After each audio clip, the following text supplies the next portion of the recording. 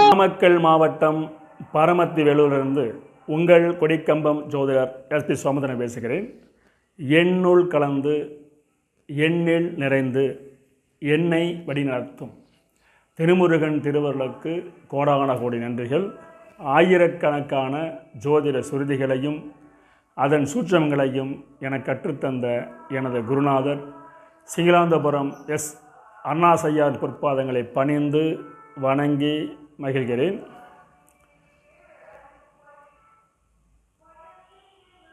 நமது காணொளியை தொடர்ந்து பார்த்து கொண்டிருக்கும், ஆதரவு வழங்கிக் கொண்டிருக்கும் என் ஜோதிட சொந்தங்களுக்கும் எனது மாணவர்களுக்கும் எனது வாடிக்கையாளருக்கும் கனிவான வணக்கங்களும் வாழ்த்துக்களும் நன்றிகளும்.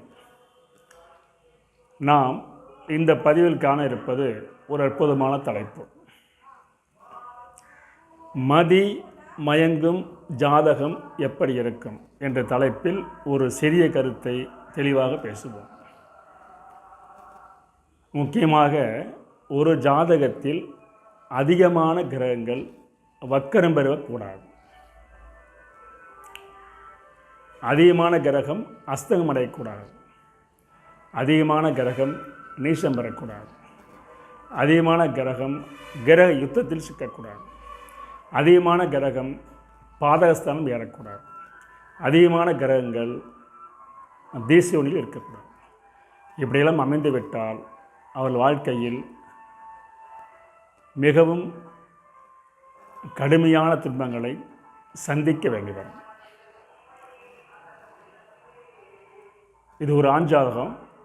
ஸ்க்ரீனில் பாருங்கள். 31/12/1977 12:52 AM. லக்னம் பார்த்தீங்களா, கன்னி லக்கணம்.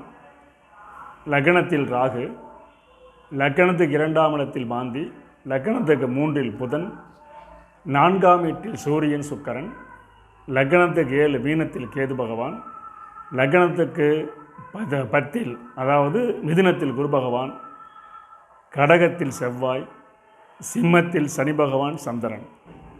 இது ராசி நிலை. நவாம்சம் எடுத்துக்கிட்டிங்களா, சிம்ம லக்கணம். லக்னத்தில் சூரியன் சந்திரன், விருச்சகத்தில் குரு செவ்வாய், தனுசில் கேது, மீனத்தில் புதன், ரிஷபத்தில் சனி பகவான், மிதுன ராகு, கடக சுக்கிரன்.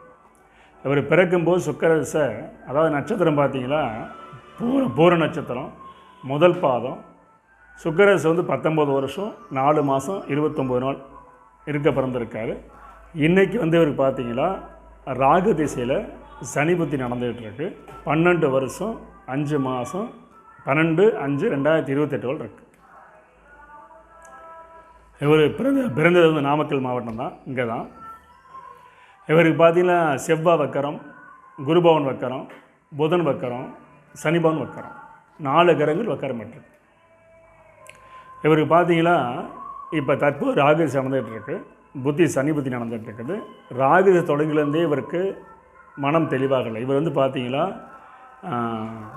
சாதாரண நபர் தான். அதாவது எப்படி சாதாரண நபர்னா சுயதொழில் செஞ்சிகிட்ருக்காரு. திருமணம் முடிச்சாச்சு, குழந்தைகளாக இருக்காங்க, எல்லாம் சிறப்பாக போய்கிட்டுருக்கு. ராகுதிசை வந்ததுக்கப்புறம் பயமாக இருக்குது. நோய் பயம், ஆயுள் பயம், இருட்டு பயம், வெளியில் போனால் விபத்திற்கு பயம், இப்படி பயம் ஏற்பட்டு நிறைய வைத்தியம் பார்த்தாச்சுங்க. சில சமயம் ஒரு வீட்டை விட்டு வெளியே போயிட்டு வராமல் தொலைவி மனநல மருத்துவர் பார்த்து இப்போ பாதுகாப்பாக வச்சுருக்குது. இப்போ அதாவது மனநல மருத்துவரை பார்த்து மதி மயங்கி வீட்டோடு இருக்கார். தினங்கி திறமசாலி, நல்ல ஒரு உழைப்பாளி, நல்ல தன் சுய சம்பாத்தியில் சொத்துக்கள் சேர்த்தியவர், திருமணம் முடிஞ்சவர், 2 குழந்தைக்கு தந்தையாக இருக்கிறாரு. ஆனால் இருந்தாலும் இப்போ நடக்கிற நேரம் மதி மயங்கி படிக்கல இருக்கிற நேரம். இதுக்கு என்ன காரணம் கேட்டிங்களா, கிரகம் இப்போ தான் காரணம். அதுக்கு பாருங்கள், இவர் மதி மயங்குவார், எதை பார்த்தாலும் பயப்படுவார் அப்படிங்கிறதுக்கு ஒரு அற்புதமான பாடல். நவீன ஜோதிட சிந்தாமணிகிற நூலில் 188வது பாடல், அருமையான பாடல். ஒரு பாடல் பாருங்கள். தேய்பிறை மந்தனோடு சேர்ந்துமே வாடி நொந்து தேய்ந்திட விரயம் வந்தோர் சுபர் பார்வை இன்றேல் தூய மன திறம் இழந்து செயல் குழப்ப சிந்தையாலே பேய் பிடித்தோர் போல் அலைவார் பித்தராய் திரிவார்னு பாட்டு. அருமையான பாடல் பாருங்கள். 4 வரி பாட்டு தான். தேய் விரை மந்தனோடு சேர்ந்துமே வாடி நொந்து தோய்ந்திட விரயம் வந்தோர் சுப குரு பார்வை இன்றேல் தூய மனம் திறம் இழந்து செயல் குழப்ப சிந்தையாலே பேய் பிடித்து வருபோல் அலைவார் பித்தராய் திரிவாராமே அப்படின்னு பாடு. இந்த பாலுக்கு என்ன அதுன்னு கேட்டிங்களா, தேய்பிறை என்றால் சந்திரன், அதாவது சந்திரனை வளபறை சந்திரன் தேய்பிறை சந்திரன் யாரோடு சேரணுமா, மந்தனோடு சேரணும். சந்திரன் சனி கூடி 12 மறைந்தவருக்கு அந்த சந்திரன் சனியை சுபக்கரம் பார்க்காம இருந்துட்டா, குரு பகவான் பார்க்காண்டா மனதிறம் இழந்து செயல் குழப்பத்தில் சிந்தையில் பயந்து பேய் பிடித்தொரு போல் அடைவார் பித்தராய் தெரிவாராமே. இவருக்கு வந்து பாரு சொன்னீங்களே, நோய் பயம், மரண பயம், வாகனத்தை பார்த்தா பயம், இருட்டை பார்த்தா பயம், பயந்து சில முறை தற்கொலைக்கு முயற்சி எடுத்து வீட்டை விட்டு வெளியே காணா போய் தேடி கண்டுபிடிச்சி இப்போ வந்து வைத்தியத்தில் இருக்கார். ஆனால் வெளியே எங்கேயும் விட்றதில்ல. மனநிலை பாதிக்கப்பட்ட ஒரு நபர். இப்படி கிரகம் இருந்தால் இது மாறவே மாறாங்கிறதுக்கு ஒரு அடிமையான ஜாதகம். அதாவது அடிக்கடி சொல்வது தான். எப்படின்னு கேட்டிங்களா, சுருதிப்படி கிரகம் அமைந்து திசாபுத்தி நடைமுறைக்கு வந்துவிட்டால், கோச்சாரம் ஒத்துழைத்துவிட்டால் சுருதி என்ன சொல்கிறதோ அது அவர் வாழ்க்கையில் நடந்தது என்பதற்கு இது ஒரு அற்புதமான உதாரண ஜாதகம். இது துணை விதி பாருங்கள். இப்படி 12 சனிச்சந்திர சிம்மத்தில் இருக்கிறவங்க பூரா இப்படி இருப்பான்னு சொல்ல முடியும். நல்லா புரிஞ்சுக்கோங்க. எப்போவுமே வந்து துணை விதியில் மட்டும்தான் ஒரு பாடலை முழுமைப்படுத்தும், பலன் சொல்வதற்கு உதவியாக இருக்கும். பாருங்கள், இப்போ உதாரணத்துக்கு 12 சனிச்சந்திரன் இருந்தாவே எல்லோரும் பைத்தியக்காரங்களோ மனதை பார்த்துட்டு சொல்ல முடியாது. மனதை பாதிக்கப்பட்டவங்க, பேசுத்திறன் இல்லாதவங்க, செயல்திறன் வந்துடுவாங்க, இது மாதிரி சொல்ல முடியாது. ஆனால் துணை விதியில் ஒத்துழைத்து விட்டால் நிச்சயமாக மாறாது. 100% சொல்லலாம். கண்டிப்பாக அது மாற்றுக்கருத்தே இல்லை. தெளிவாக சொல்லலாம், அறுதிட்டு சொல்லலாம், உறுதிட்டு சொல்லலாம். பாருங்கள், இப்போ துணை விதி எடுத்துக்க பாருங்கள். இப்போ பாடல் சொன்னோம், பாடப்படி கிரகம் அமைஞ்சிருச்சு, நடைமுறை பாருங்கள். ராகுசை வந்துருச்சு, சனி புத்தி நடந்துகிட்டு இருக்குது. ராகுசை வந்திருந்தே இவருக்கு பிரச்சனை தான். இப்போ பார்த்தீங்கன்னா சனி சந்திரன் ஒரு ஜாதகத்தில் சேர்ந்து 12 இருந்தால் மனம் பாதிக்கப்படும் என்பது ஒரு கருத்து. இப்போ இந்த பாடலோட சாராம்சம் ஒரு கருத்து எடுத்துக்கலாம். இந்த சனி சந்திரன் 12 அமர்ந்துட்டால் அவங்களுக்கு மனநலம் பாதிக்குமானா அதுக்கு ஒரு துணை விதி. இந்த சனி பவனும் சந்திரனும் யாரோ ஒருத்தர் 6ஆம் அதியாக வரணும். 12ஆம் இடத்தில் உள்ள கிரகங்கள் வந்து திசையை பற்றி நடக்கும்போது 6ஆமை தொடர்ந்தால் அவங்க படுக்க நோயாளியாக இருப்பாங்க, வீட்டு விட்டு வெளியே போக சொல்ல உருவாகும். இவருக்கு பாருங்கள், லக்னத்துக்கும் 6ஆம் அதிபதி சனி பகவான் சந்திரனை தேய்பசனை கூடி 12 அமைச்சார். அது மட்டுமா, சனி பவனுக்கு 2 ஆதிபத்தியம் பாருங்கள். ராசிக்கும் அவர் 6ஆம் அதியாக போயிறாரு, லக்னத்துக்கு 6ஆம் அதியாக போயிறாரு. 2, 6 சம்மந்தப்படும் போது நோய் பலமாக இருக்கும்.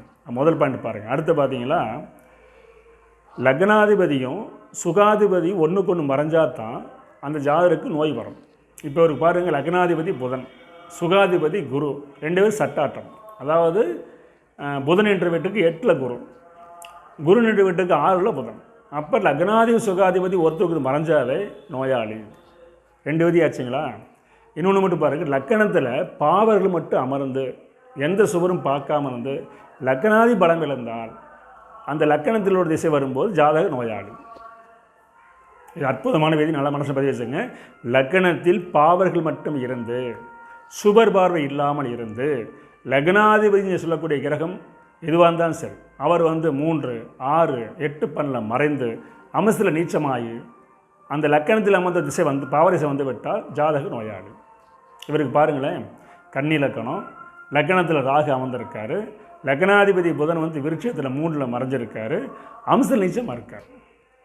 அப்போ பாவருடைய திசையில் லக்னாதி பலம் இழந்தால் ஜாதகர் நோயாளி ஆவார். 3 விதி ஆச்சுங்களா. அடுத்து பார்த்தீங்களா, பொதுவாகவே நடக்கிற திசை இருக்குது பார்த்தீங்களா, அந்த திசை வந்து எப்படின்னு பார்த்தீங்களா, ராகு திசை அப்படின்னு போய் சொல்லும்போது அந்த ராகுக்கு வீடு கொடுத்தவரோ அல்லது சாரம் கொடுத்தவரோ பலம் இழந்துட்டான்னு வச்சுங்களேன், அந்த பாவருடைய பலம் அதிகமாகிடும். இப்போ லக்னத்தில் ராகு இருக்கார், அந்த ராகு சாரம் கொடுத்தவர் வந்து அஸ்தத்தில் இருக்கார், அஸ்தம் 3ஆம் பாதத்தில் இருக்கார். அவர் சந்திரன் 12க்கு வந்துட்டார். திசாநாதனுடைய சாரநாதன் 6ஆம் அதியை கூடி 12இல் மறைந்தால் நோய் நிச்சயம் உண்டு. இதில் ஒரு அற்புதமான விதி. திசாநாதன் யாருன்னு பாரு, யாராக இருந்துட்டு போகிறாங்க. திசாநாதன் யாராக இருந்தாலும் அவருடைய சாரநாதன் 6ஆம் அதியாக வந்தாலும் 6ஆம் அதிபதி கூடினாலும் அந்த திசையில் ஜாதன் கடினமான நோய்க்கு ஆளாவான். இது நடந்துக்கிட்டு இருக்கு. அடுத்து பாருங்கள், ஒரு ஜாதத்தில் 2ஆம் அதிங்கிறது முக்கியமான கிரகம். அதாவது நம்முடைய கருத்தை, எண்ணத்தை, சிந்தனையை வெளிப்படுத்தக்கூடிய முக்கியமான ஆயுதம் பேச்சு. அந்த பேச்சு தெளிவாக இருந்தால் தான் எதிரிக்கு புரியும், பிடிக்கும், நல்ல ஒரு மதிப்பு கிடைக்கும். தெளிவற்ற பேச்சாலையோ குழப்பமான பேச்சாலையோ அல்லது நெகட்டிவான பேச்சாலோ எதிராயிடும் நல்ல பேர் வாங்க முடியாது. இவர் சுக்கிரன் 2ஆம் அதியாக வந்து சூரியனை கூடி அஸ்தகம் அடைந்து விட்டார். அப்போ இவருடைய பேசும் திறன் பூராமே நெகட்டிவான பேச்சு, பயமான பேச்சு, தற்கொலை சிந்தனை பேச்சு, இப்படி பேசி சிந்தனையில் அப்படின்னு பாட்டு பாருங்கள், சொல் குழப்ப சிந்தையில் குழப்பம் வந்து வார்த்தையில் தடுமாற்றம் வந்துடும். இவர் தெளிவாக பேசி 4 வருஷம் ஆச்சு. ஒரு நெகட்டிவ், அதாவது பாசிட்டிவாக பேசி ஒரு தெளிவான கருத்தை பேசுகிறது, ஒரு முடிவு எடுக்கிறது எல்லாமே போச்சு. காரணம் 2ஆம் அதிபதி அஸ்தங்கம் பெற்றால் தெளிவற்ற சிந்தனையோ தெளிவற்ற பேச்சோ இருக்காது.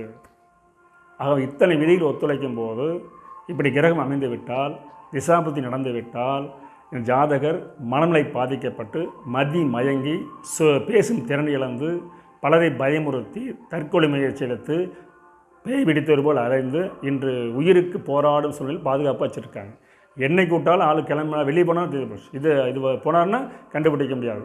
அடிபடலாம், தண்ணியில் விடலாம், எதுவாக நடக்கலாம். அப்படியாப்பட்ட ஆபத்தான சூழ்நிலை இவர் வாழ்ந்துக்கிட்டு இருக்கார். ஆனால் பலத்தை பாதுகாப்போடு வச்சுருக்காங்க. மாத்திரை கொடுத்து படுக்க வச்சுருக்காங்க. மாத்திரை இப்போ அந்த மருத்துவத்தன்மை குறைஞ்சதுன்னா அவர் பழையனுக்கு வந்துடுவார். மருத்துவ துணையால் அவர் அப்படி பாதுகாப்பாக வச்சுருக்காங்க. அதுக்கு என்ன காரணம்? இது இத்தனைக்கும் நல்லவர், உழைப்பாளி, திறமசாலி, சம்பாதித்தவர் எல்லாமே இப்போ இருந்தும் கிரகத்தின் அமைப்பால், திசாபுத்தின் நடப்பால் இந்த துன்பத்தை அனுபவித்து கொண்டிருக்கிறார். அது மட்டும் பாருங்கள், இவருக்கு பாருங்கள் 4 கிரகங்கள் வந்து வக்கரமாக இருக்குது. உதாரணத்துக்கு பார்த்தீங்கன்னா முதல் கிரகம் வந்து பார்த்தா புதன், லக்கணாதிபதி புதன் வக்கரமாகலாமா? வக்கரமனாவே தெளிவற்ற சிந்தனை இருக்கும். சுகாதிபதி வக்கரமனா எப்படி இருக்கும்? அது பலன் கம்மி தான். இன்னொன்று பார்த்தீங்கன்னா சனி பகவான் பஞ்சமாதி அறிவுக்குரிய கிரகம் 5ஆம் இடம் சிந்தனைக்குரியது. அவர் வக்கரமாகி 12 மறைஞ்சிருக்கார். ஆயிலுக்குன்னு சொல்லக்கூடிய செவ்வாய், அதாவது 3ஆம் இடம், ஆயில் 3ஆம் இடம் தைரியம், வீரியம், ஒரு திறமைக்கெல்லாம் வந்து முக்கியமான 3ஆம் இடம். அந்த 3ஆம் அதிபதியும் ஆயிலுக்கு எதுவும் சேர்ந்து வக்கரமாக இருக்காங்க. 3-8 கூடிய செவ்வாய் வக்கரமாக இருக்கார். அது மட்டும் எப்படிலாம் அமைஞ்சிட்டால் சொல்லவே முடியாது, துன்பத்தை அனுபவிச்சாகணும். அதெல்லாம் பாருங்கள், புலிப்பாணி ஒரு பாடம் சொல்கிறாரு, ராகதேச சனிபுத்தி நடந்தால் பிரமை பிடிக்கும்னு பாட்டு. தானென்ற ராகதேச சனிபுத்தி கேளு, தன்மையில்லா மாதம் அது 34 ஆகும், நாளது 6 ஆகும், நலமில்லா பிரமை கொண்டு நாடு நகர் திரிவான் பாருன்னு பாட்டிருக்கு. கோணென்ற பிதிருக்கு பீடை உண்டாகும், கொடியடையால் நோவாகும் பாட்டிருக்கு. அப்போ தந்தை இறந்துட்டார், ஆனால் இருந்தாலும் இவர் வந்து பிரமையோடு இருக்கார் பாருங்கள். அப்போ அந்த திசா புத்தி பாட்டும் இவருக்கு ஒத்துழைக்கிறது. அடிக்கடி சொல்வது தான் எங்கள் மாணவர்களுக்கு தெரியும். புலிப்பாணி பாடல் வந்து திசா புத்தி பாடல் அப்படியே ஒரு கொட்டாகும். அது எப்படி பயன்படுத்துன்னு தெரிஞ்சுக்கிட்டால் பயன்படுத்தலாம். இந்த ஜாதருக்கு ராகுல சனி பற்றி நடக்கும்போது இருக்கிற நோய் கடுமையானது என்று கூறி அடிக்கடி கூறுவோர் ஆதார சுருதியோடு உதாரண ஜாதகத்தை உங்களுக்கு தொடர்ந்து வழங்குவதில் மிகுந்த மகிழ்ச்சி என்று கூறி மீண்டும் அடுத்த போய் சந்திப்போம். நன்றி, வணக்கம், வாழ்க வளமுடன்.